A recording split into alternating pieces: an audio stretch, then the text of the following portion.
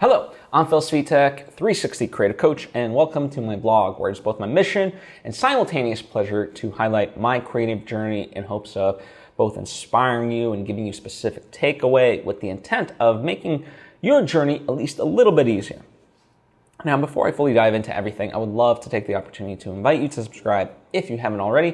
That way you get all the various lessons and episodes that I put out right when I put them out.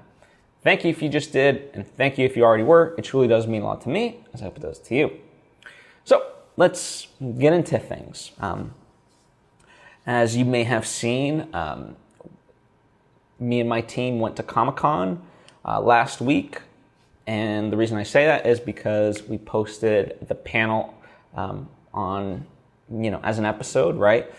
I thought it came together well, both as a panel and then as an edited thing, right? Normally, the way it works out is I just have this one camera, it films the whole panel, so it's kind of like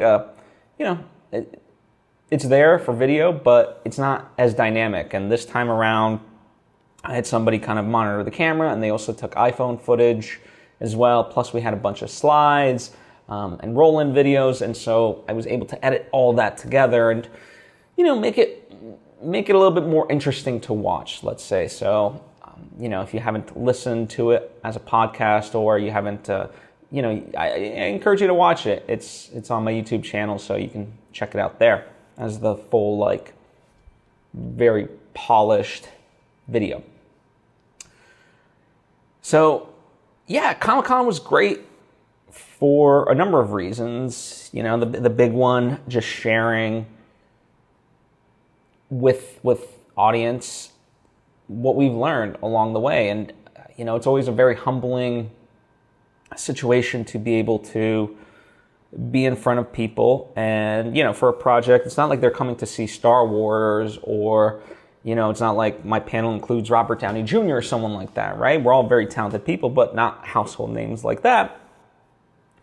And so I always look at it, the value that we're supposed to bring is the educational component and the how-to, right? With obviously inspiration and stuff like that sprinkled in, because we all need that. And I'm so glad Candace Cruz was the panel moderator. She did a fantastic job of leading things and weaving things, which way they went. And, it's one of those things, as I knew, that, you prepare, and then when you get there, it kind of all goes out the window, but you have that foundation that, you always knew what to go to. The one thing that I think for me, in hindsight, if I had to do it all over again, I would just make each slide sort of a standalone slide, even if it meant having 200 slides, because then I could just go to which slide that's needed, as opposed to having created some sort of, presentational workflow to the slides. Because it ended up being around, let's say, 20 slides with all kinds of things. And some of them were relatively standalone, but it just would have been easier if certain things weren't tied into it and there wasn't a flow in mind. So I think that's a note for myself for the future.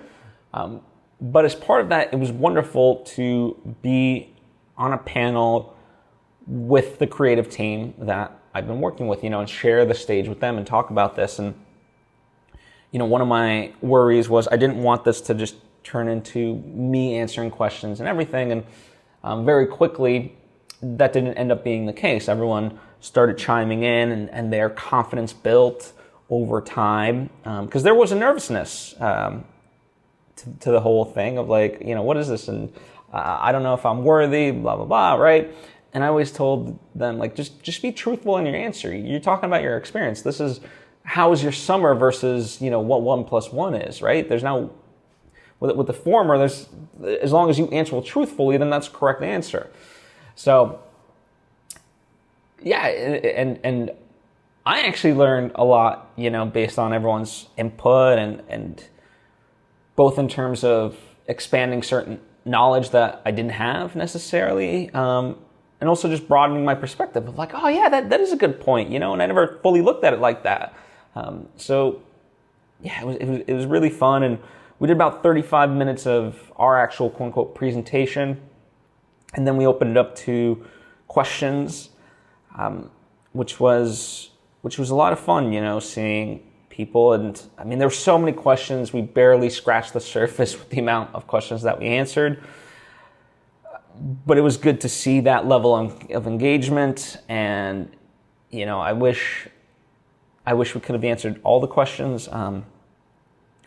After the panel, some people came up to us and were excited to chat. The tough part is, certainly for me, is once you finish up a panel, like we're trying to pack up cameras, audio gear, take all of our bags, and we also had 2 posters of our movie that we were talking about to give that, and I also had my computer for the presentation side of it. So it's a lot to pack up. And you want to get out there, you have 10 minutes for turnaround, but you want to get there out faster because you don't want to be disrespectful. That 10 minutes includes the time it takes for the next panel to set up and be able to begin theirs, right? And so I didn't want to create a cascading effect of, rolling over and making everyone else late, because luckily we were the first panel of the day. And I say luckily because that just gave us extra time to really prepare and set up in the room before, things got crazy. So that was really beneficial, actually. But yeah, we in turn, knowing that we were that blessed to have that amount of prep time, we wanted to make sure that as close to the full 10 minutes that the next panel could have, that they could really have it, right? So we just wanted to get the hell off stage, take our stuff, be out of people's ways, and just get to the hallway. And I say all that because it makes it difficult, when people come up to you. I kept having, I wanted to make sure, hey, I apologize. I'm not trying to be rude to you. I'm just trying to pack this up, but definitely would love to talk outside. And the issue sometimes becomes, by the time, a lot of these people end up having, the cool part about Comic-Con, this one, and I'm sure it applies to others as well, is that there's let's say 15 panel rooms at each hour, right? And a lot of these people, you're already making a choice of what you're going to go see versus not. So that's a very humbling thing that people chose to come to our panel instead of somebody else's, right? You could have been anywhere in the world, but you chose to be here with us. That means a lot, right? That sort of a thing. But it also means that afterwards, they're trying to, maximize their time there and go to something else. And so, it's a give and take for everybody, right? Where they're okay, I gotta go, blah, blah, blah, but thank you. And, you try to exchange information if you can, Instagram handles, whatever it is. So that way, yeah, you can help them out after the fact. So anyway, just an overall fun experience. Glad we got to do it. And off of that, it also allows me to further take that footage and edit it together along with other clips and videos and make kind of a fun behind the scenes, fuller version of what this process has been in making our latest project, at least the development phase of it. So I'm looking forward to that. That's being worked on behind the scenes by somebody else. So, and it's been coming together. So it's really fun in that way. And as part of that, my plan. So if you're unfamiliar, we're in the development phase of this project, and in November, we go to the American film market in Vegas to try to sell this project, get the funding needed to make the full feature, right? And as part of that, we've been preparing how to network and pitch and yada yada.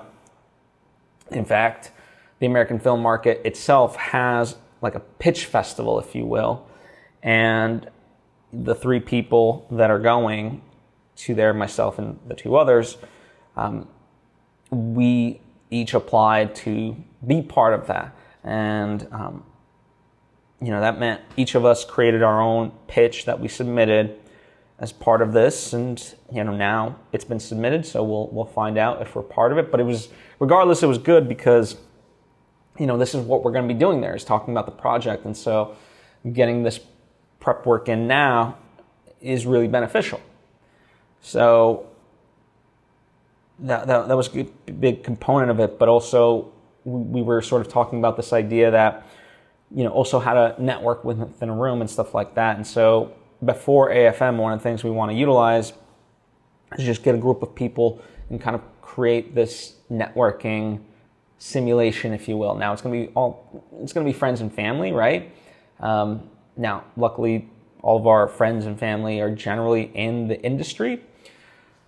So I'm going to utilize my birthday as an excuse to get everyone together. Now, the difficulty has been finding the right venue, a venue that can hold a good amount of people, but at the same time not break the bank. And there's two places that I found, but they haven't responded. So, things like Peer Space and yada yada, there's all kinds of these, but I had found the two locations that I liked on Spaceler, or I forget how it's exactly, it's SP, yeah, I think it's Spaceler is how you pronounce it.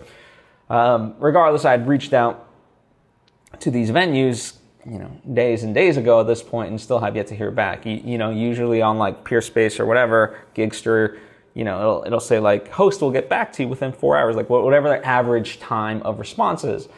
And here I have yet to hear back. So I'm like, damn it.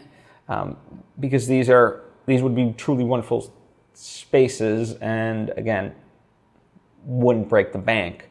Whereas the other ones, is tough. Now, of course, you could do it at like a bar. There's a bar I know in North Hollywood that's fantastic, that has space, and that, we wouldn't need to rent or anything like that. We could just show up.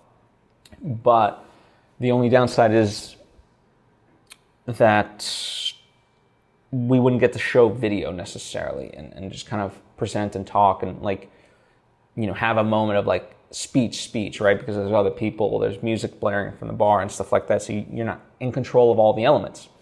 And especially having a TV to show stuff, because as I made mention in this episode, I want to have a BTS presentation of, what we did. I want to highlight that because I want to showcase the teaser / proof of concept that we've been making as part of the development phase. I want to show the final thing to everybody because a lot of them have been, very supportive of me and my projects over the years. Many of them have contributed to the crowdfund campaign that we did. And yeah, it'd just be nice to share like, hey, I've been talking about this project. You've been a part of my life, but you might have seen glimpses here and there. But now here's what we've been doing behind the scenes all this time, so you get an actual representation. And because it's only 2 minutes, then you go into like a 15-minute behind the scenes making of that, and ends up being roughly 20 minutes in total. And then you go back to just talking, chatting, networking, and all that. So that's in the works. Like I said, it's just a matter of the venue that's been a real sticking point, unfortunately. But the other fun thing this past week in terms of networking, so Emerson College is the college I went to for film and all that. And they do a number of amazing events. And the campus is mainly in Boston, but the LA campus does quite a number of things as well. And last week they did a voice acting, voiceover 101 panel. And they had, it was a panel of 5 people, so 1 moderator, 4 people. You had a director, 2 voice actors, and an agent, right? So fairly broad, so as sort of broad as you can in terms of experience, perspective, and knowledge base. And I have to say, it was really wonderful, and it was funny. Like they asked, who here is an actor? And, most people raise their hand, and they're like, who here is like, a director, blah blah blah. And I was like one of the only people that raised their hand for that. So that was kind of funny, but Sarah Stretton and I went she's an actress that I've worked with, and she's very involved with this latest project that I'm working on. And because it's an animated movie, right, and she's an actress and wants to be better for the role, continue elevating her craft. She went, right? So we got to, she's not obviously a student of Emerson, but we're allowed guests and stuff like that, so I took her. And she really enjoyed it. I certainly enjoyed it. It was just chock full of wisdom, and it was just a wonderful time. And later I'll kind of share the full insights of all of that as like a standalone episode. But afterwards, it was wonderful to, meet the various people and have like a purpose too. So I went up to Maggie was the agent. So I went up to Maggie and, told her like, hey, I'm working on this project. When the time comes, we're going to be looking for voice actors. And so, we'd love to, speak to you at that point in time to, see your roster and where things might fit. And then, funny enough, one of my other friends, her name is JJ, she's friends with one of the actors that was there. And so we went up to the actor and said like, hey, we're friends with JJ. And that kind of formed this tight-knit group. And, we were talking, chatting, and it just made such an instant connection that it became so much easier to network in that way. So much so to the point like, we were chatting for quite a while, and you usually start to see a line form of people wanting to come up to these people and introduce themselves and ask a question, say something, congratulate, whatever it may be. And so I noticed like with ours, there was someone behind us that I could like just from the periphery, I could tell like, okay, this person's been here waiting patiently. So I was like, you know what? Hey, like, listen, you don't have to just wait. Like, come join us. We're just chatting, shooting the shit. So like, just be a part of it. And I say that not to toot my own horn, but just if you see stuff like that, like, yeah, just, I don't know. To me, it's the right thing. Get them involved, and because I know from my own experience, like it sucks that when people ahead of you, like, I don't know, for me, if I'm waiting, right, like I don't mind it. I know that's part of it. So I don't necessarily begrudge anyone in that way, but I also know like, yeah, you're just kind of waiting there, and you don't want to feel awkward. You don't want to make them feel awkward. So you just kind of patiently wait there until it's your turn. And for me, I just thought, hey, listen, like, we're chatting, we're having fun. Like, there's no reason, there wasn't anything private necessarily that we were talking. So it's like, come on and join the group, and be a part of the conversation rather than be left out on your own. And that's part of networking is, bringing in people, I think. So that was a lot of fun. And I didn't get a chance to meet the director. Sarah did. They formed a bond, and he was someone that was truly wonderful. So much insight. Really broke down of like how to make voice acting real and whatever else. So it was part like panel, but towards like the end, before like we broke off and got to say hi to everybody, people got to, there was like a Q&A component, but as part of that, since most of the people were actors, they had a chance to, perform essentially and get like workshopped. So people would give like a 20-second little mini monologue of their voice, and, then they got critiqued of, all the stuff. So it was very beneficial in that way. A lot of fun. It truly was. So, that was the main, that was there. And then the big push of the week was really, the team and I had gone through the script for our project. And this is, writing's never really done, And I understand that. For me, I just want it to be done enough where the script we feel like can be sent off and someone can read it, enjoy it, and not be confused by it. And for the most part, it's relatively there. But the tough part is like, listen, this is not anything new to us. We are not the first ones to like operate in this manner. I mean, Marvel's constantly changing, rewriting, and that's why they do reshoots. Like the story continues to mold up until it hits theaters.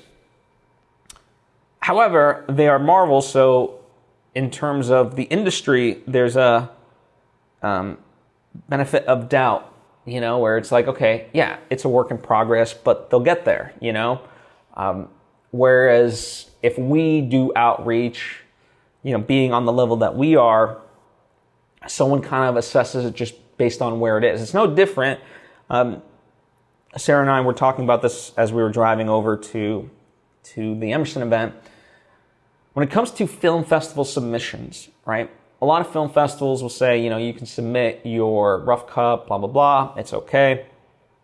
Well, the truth of the matter is, the film festival will always judge it on where the movie's at, because they make the assumption that you're not going to make any changes to it. So whatever it's at, if it's uncolor corrected, if it's got crappy sound, all that stuff, it's taken into account because they're going to just assume that's what they're going to get. Now, it'd be different if, a major studio submits it and because you trust the studio to be able to, get it over the finish line. But when it comes to everybody else, it's like they can't take that risk. They don't know it. And so, you telling them like what they see is just the rough cut, but by the time, the festival comes around, that it'll be truly polished with color correction, fully mixed, and 5.1, they can't take that risk. Now, funny enough, like for me, it is always one of those like, no, I do truly polish it up. Like when we premiered Bogota, it was like, okay, hell or high water, we have to have this done to the point that it's presentable, right? We can tinker with it if we need to after, but it needs to be at least presentable, in that way where it's color corrected, sound mixed over, like all these things. And even if it's not the final visual effects, whatever, like something that is good enough. And then we can push the envelope. And if we need to adjust, the sound mix a little bit and, touch up things here and there in terms of color, like that's fine. But let's have it just overall be, at a 90%, let's say. And so, but like I said, I understand you can't have that, right? So going back to as far as us and the script, to anyone we send this out to, whether for film grants, whether for actors outreach, studios we want to work with, what they read is what they're going to judge on. They're not going to be like, okay, yeah, I enjoy this. There's some flaws in it, but it'll get better. Because they don't know. They can't, again, with Marvel, they can have a level of trust that they can't take that leap with us necessarily. And so that's why we've been really pushing that. And so anyway, getting back to the actual story of it all, we went through everything, figure out notes and action steps and whatnot. And so I had gone through the script early on in the week, Monday, Tuesday, did my pass of it, and then handed off to our other writing partner, John Comerford, and he literally went through the entire script and did a revision of that, right, which is very beneficial. And this was the fastest we ever wrote, simply because Sunday was our deadline for a table read. So John finished up on Friday. Because of the good amount of revisions and stuff like that John did, I spent a good chunk of Saturday, rereading stuff to make sure that I was okay with everything. And for the most part, I was. I just changed minor things here and there. And then that was the script that we table read. And the table read was good because it was the first time that obviously we heard it read aloud. It's different when you're just reading it, whether on a computer screen or even when you have it printed out. Like, that's one version of it, but to hear it out loud is a whole separate thing. And what's kind of interesting is a lot of it plays out visually.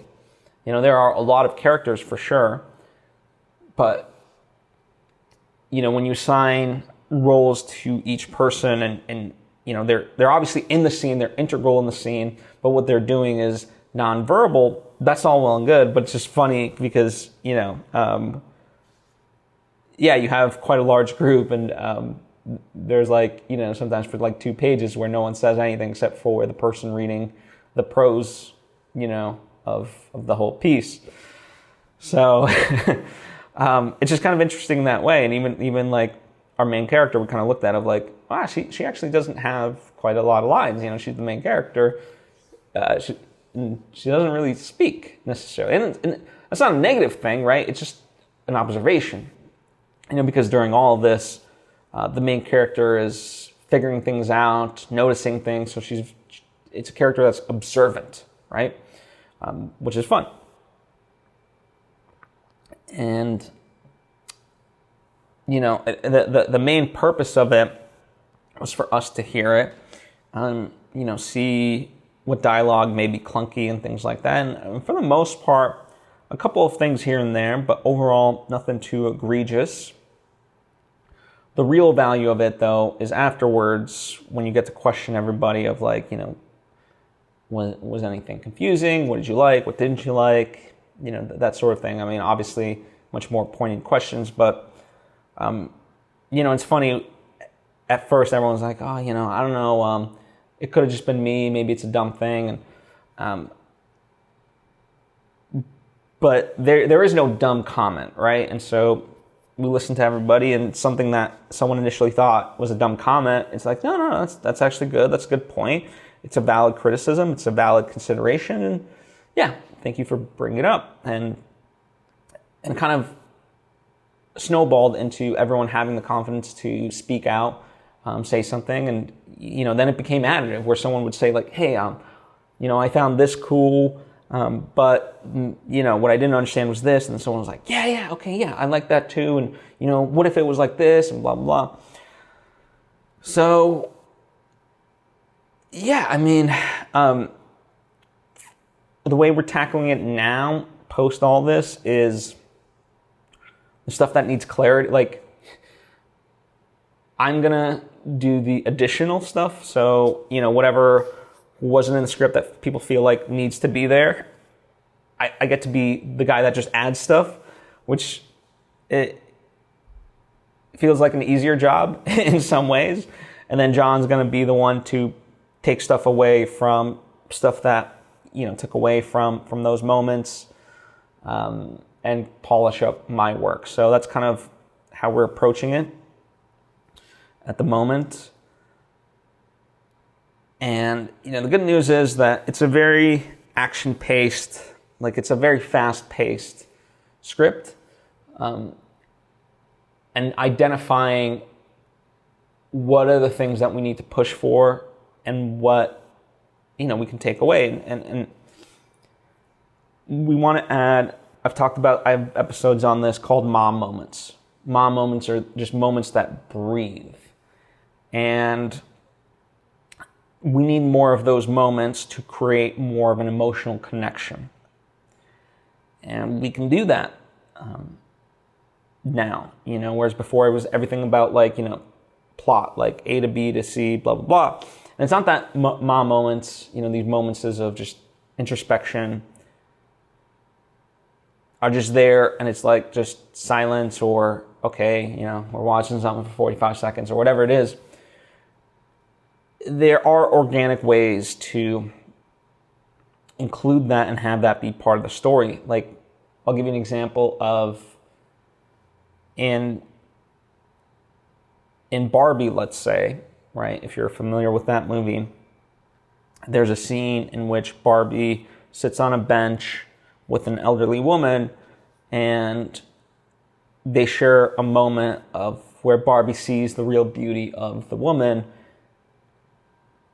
And the woman kind of says, like, well, of course. I forget exactly how it is, but it's an uplifting scene for Barbie. And the studio had wanted to cut it because it doesn't necessarily move the plot forward.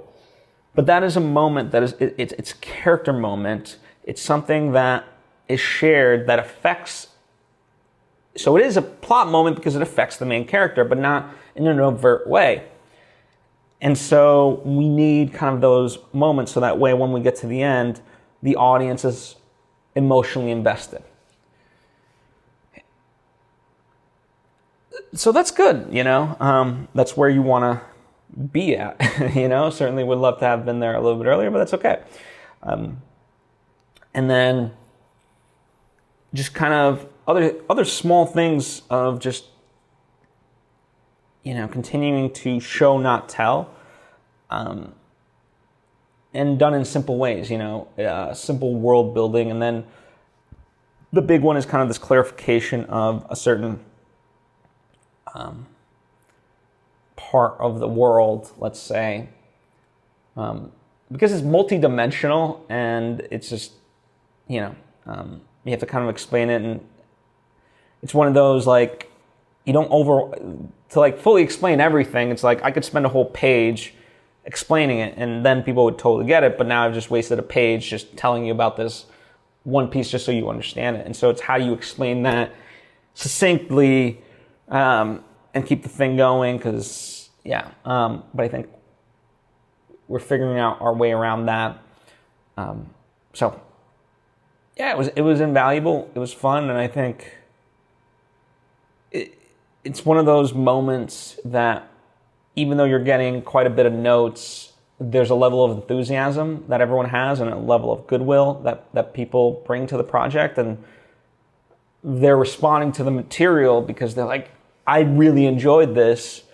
In many ways, a lot of the notes were, I want to see more of it. And, the difficulty is how do you fit all the lore into it, right? But the good news is, as we're sort of identifying, you don't need to. You can take some of the other stuff away that isn't directly tied into everything, and the stuff that you really do need, you give, and you can expand that a little bit more. So that's kind of what we're aiming to do. So we'll see. It'll be very interesting to see how this goes. Again, it's been a marathon, but we're also now like sprinting towards the finish line, because as I opened up with, AFM is in November, so the countdown to the election is literally our countdown, because that's when AFM begins, and we just want to have something so that way if someone requested the script, we could send it to them and they could read it in that way. Now, worst case scenario, listen, we could send them the pitch deck. We could say, and then we could just be honest, like, we have a version that we could send you. We are in the midst of a revision to polish it up further. If you give us another week or two, we could send it, and things of that nature. So while not ideal, it's an honest answer, and, come what may with it, right? At least they could see the teaser, so they could see what we're capable of on the animation side, on the sound design side, on the kind of marketing, storytelling side. And then, if they truly, they can assess it based on those things, and if they're interested, then we'll get them the script, So that's kind of been the other sort of, rundown of things. The only other minor thing that I guess is worth touching upon is last week, Emerson College, they have this platform called Emerge, where alumni and current students get to connect, and it's like a mentorship thing, as well as like you can post a job there if you're in the business, and students can apply and stuff like that. It's like a LinkedIn, let's say, but for Emerson people only. And it's something that I've been active within for a while, but for whatever reason, last week there was like an influx of people reaching out, and so I met with 3 different people, and that was fun. It's one of those. It's tough to like. I think a lot of people are sort of looking for answers and things like that, and the difficulty is I wish I could give them like a direct path of like do this, this, and that. My approach is always more like, here's the various options and possibilities. Here's sort of what I've learned along the way, and I hope for the most part that it was both inspiring as well as practical. But it's always because it is humbling in that way to have someone reach out to you, and I also understand not everyone does do it. I take pride in paying it forward in those ways. And if I had opportunities to give to people of like, hey, here's a job, here's this, I would. But I always try to point them in the right direction of where those opportunities could exist or how they could create some opportunities. There was a student that loves film but also loves business. And so one of the things that we talked about was, okay, Boston has a lot of film festivals. So why don't you go to the film festivals, see the movies, see which ones you like, and talk to the filmmakers of those movies and see how you can help them out on a business side. And while you might not get paid, like treat it as like a commission-based thing or results-oriented thing. So, whatever it is, it's like you're not getting paid up front, but if you deliver results, then you'll get whatever, 10% of a finder's fee, yada, yada, right? So, yeah, these kinds of things, and being just a little bit creative of how you approach it, because certainly right now, I don't think it's exclusive to our industry, but it's just not the best of times, right? And there's a lot of fear and things like that. But it's one of the questions that came out of Comic-Con, something to the effect of like pitching an animated project right now when most studios aren't buying original IP, this and that. And it's like, there's never going to be a perfect time, number one. There just isn't. And, by hell or high water, we'll figure it out. And, to me, Hollywood is just a portion of the industry. There's other facets to the industry. And you can find a way, right? But if you do it from a fear-based place, then yeah, you're never going to get kind of farther and things of that nature. So, you just have to get a little creative of how you approach these things and, find those opportunities where they may be. And not be afraid to pivot and, yeah, just kind of push forward in the ways that you can and create momentum in the ways that you can. So, yeah. That's what I have for you this week. Thank you, as always, for taking time to tune in. I hope it has been beneficial. As always, I encourage you to ask questions or give thoughts of your own in the comments section, or hit me up on social media at Svitek. Would love to deep dive further into anything that I may have discussed or you want to discuss that I didn't discuss. So, thank you. I hope to see you next time.